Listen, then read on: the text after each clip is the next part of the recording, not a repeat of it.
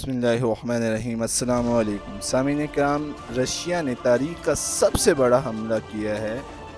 Ukraine के ऊपर, जिसमें तकरीबन 450 ईरानी जो हैं शाही ड्रोन और इसके अलावा हाइपरसोनिक मिसाइल, और इसके अलावा जो है ये हमला शिप से भी किया गया है, लैंड से भी और एयर से भी। और इसके अंदर जो है बम्बार एयरक्राफ्ट बम्बार मारे गए हैं, और इसके अलावा जो है इसके अंदर जो है सिकंदर मिसाइल लॉन्च किए गए हैं। इतना वसी हमला था कि आज तक की तारीख का तकरीबन यह सबसे बड़ा हमला ये किया गया। 60 के करीब इस हमले के अंदर मिसाइल लॉन्च किए गए, और इसके अलावा 477 से ज़ायद ड्रोन्स मारे गए हैं। और इन ड्रोन्स की जद में एक इन जो है ना उनका F-16 त्यारा भी आया है, और वो त्यारा जो है वो पायलट के समेत मारा गया।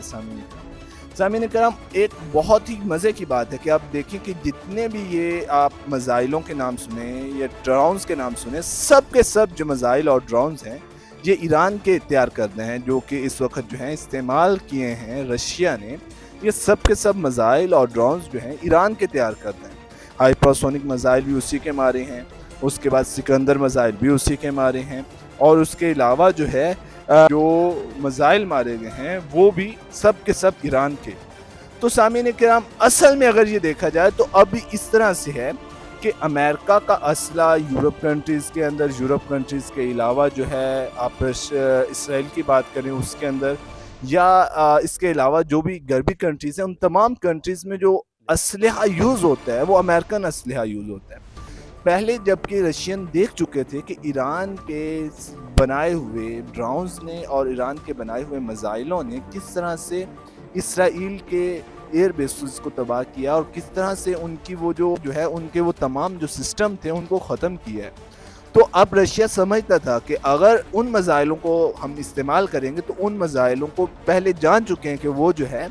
ये काम कर सकते हैं, लेकिन अगर अपने मिसाइलों को इस्तेमाल करेंगे तो उनके नताइज हतमी नहीं है। तो बस इसीलिए जो है इसराइल ने ईरान के मिसाइल इस्तेमाल किए। और इसके अलावा भी एक ये भी फ़ायदा है कि ईरान के मिसाइल कदरन बहुत ज़्यादा जो हैं सस्ते पड़ते हैं। और अब जो है हमें जो एक ग्रुप बनता हुआ नज़र आ रहा है वो ये कि एक सफ़ में अमेरिका खड़ा है, और उसके साथ इसराइल है, और यूक्रेन भी उसी तरफ है, और दूसरी तरफ अगर आ जाएँ तो उसमें चाइना है,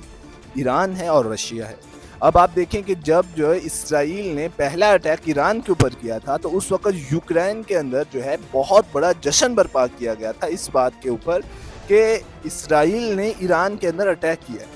अब उस जश्न के अंदर जो है सब यूक्रेन के जो लोग थे वो इसलिए खुश थे कि अगर हमने ईरान को जीत लिया और ईरान को हमने फतह कर लिया तो उसके बाद रशिया को फतह करना बहुत आसान है। अब आप देखें कि अटैक इसराइल कर रहा है, लेकिन जो जश्न मना रहा है वो यूक्रेन मना रहा है। अब असल में अब पता चलता है कि ये तीन कंट्रीज जो हैं ये आपस में बिल्कुल जो है अहद व पैमान किए हुए हैं, और एक की जीत दूसरा अपनी जीत समझता है। और उस वक्त उनके जश्न का ये हाल था, वो ये कह रहे थे कि अगर ईरान को हमने फतह कर लिया तो रशिया के साथ जो है इसकी बॉर्डर्स मिलते हैं, तो बहुत आसान हो जाएगा हमें रशिया को फतह करना। और इसी तरह से आप देखिए कि इसराइल ने जब पहला अटैक किया है 200 ड्रोन्स भेजे हैं, बहुत अटैक था, इतना ख़तरनाक अटैक था कि खुद जो है ईरान की तरफ से, ईरान के जो वज़ीर ख़ारजा हैं, वज़ीर दिफा हैं, उनकी तरफ से ये ऐलान किया गया कि एक दफ़ा जब हमला हुआ तो हमें सब कुछ भूल गया कि करना क्या है, और इनका एयर सिस्टम जो है वो काम ही नहीं कर पाया और वो जैम कर दिया गया एकदम से। लेकिन अब जो है रशिया जो है उसने किसी भी तरह से ईरान को बचाना था, क्योंकि रशिया को इस बात का इल्म था कि अगर ईरान के ऊपर ये फतह याब हो जाते तो दूसरा जो अटैक होगा वो मेरे ऊपर होगा। क्योंकि आप देखें कि जितने भी मिसाइल जो यूक्रेन यूज़ करता है, यूक्रेन खुद नहीं बनाता है, ये खुद एटमी पावर नहीं है, कोई खुद मिसाइल नहीं बनाता है, सब के सब अमेरिका की तरफ से आते हैं। और जब ये इस जगह पे काबिज हो जाएंगे तो जाहिर है यूक्रेन के लिए बहुत आसान हो जाएगा। लेकिन इसी बात को सामने रखते हुए रशिया ने और चाइना ने फ़ौरन से आके जो है इनके एयर बेसिस के ऊपर काम किया, और इनका जो है तमाम वो जो सिस्टम था उसको बहाल किया। उसके बाद आप देखें कि इसराइल का कोई भी ऐसा अटैक नहीं हुआ कि जिसके अंदर इसराइल ने इस तरह से, जैसे कि पहले अटैक में उन्होंने बमबारी की थी, इस तरह से उन्होंने दोबारा ड्रोन्स भेजे हों या दोबारा से ड्रोन्स के साथ अटैक किया हो। दोबारा हमें कोई ऐसा अटैक नहीं नज़र आया। हाँ, बाद में अमेरिका ने एक अटैक किया, لیکن امریکہ نے بھی جو اٹیک کیا انہوں نے پہلے ایران کو جو ہے بتا دیا تھا، اور ایران کی ایئر بیس پہ جہاں پہ انہوں نے اٹیک کیا تھا وہاں پہ سے پہلے سے تمام ملبے کو اور تمام چیزوں کو اٹھا لیا گیا تھا، کیونکہ اس چیز کی پہلے سے امریکہ نے خود نیوز دے دی تھی، تو بس وہ سیفلی انہوں نے جو ہے اپنی تمام چیزوں کو سائڈ پہ کر لیا تھا۔ بعد میں امریکہ نے اٹیک کیا، لیکن اس کے مقابلے میں جب ایران نے اٹیک کیا تو آپ دیکھیں کہ امریکہ کی جہاں جہاں پہ بھی پناہ گاہیں تھیں تمام کے اوپر جو ہے تمام کو ایران نے نشانہ بنایا۔ تو اس وقت جو اٹیک کیا ہے بالکل وہی صورتحال ہے جیسے پاکستان اور بھارت کے اندر جنگ جب ہو رہی تھی،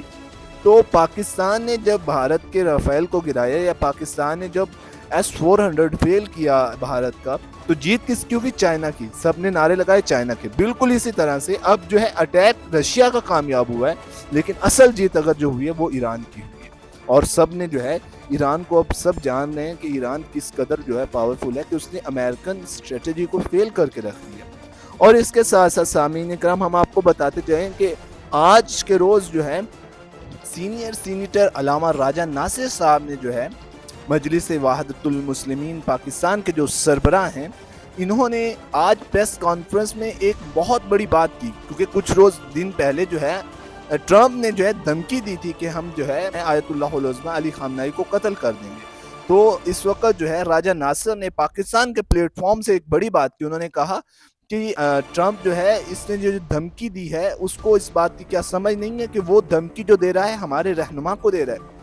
علی خامنہئی صاحب ہمارے مرجع تقلید ہیں، اگر کوئی اسے قتل کرے گا تو بالکل اسی طرح سے ہے جیسے ہم آپ کے کسی پاپ کو قتل کر دیں۔ تو یہ جنگ جو ہوگی یہ پھر ایک آپ کنٹری سے نہیں کر رہے ہوں گے، سمجھے آپ پوری ایک قوم سے جنگ کریں گے، اور پھر آپ کو ہر جگہ سے جہاں بھی شیعہ ہوں گے آپ کو وہاں سے جواب ہوگا۔ اور وہاں اس کے علاوہ انہوں نے یہ بھی کہا کہ آیت اللہ العظمہ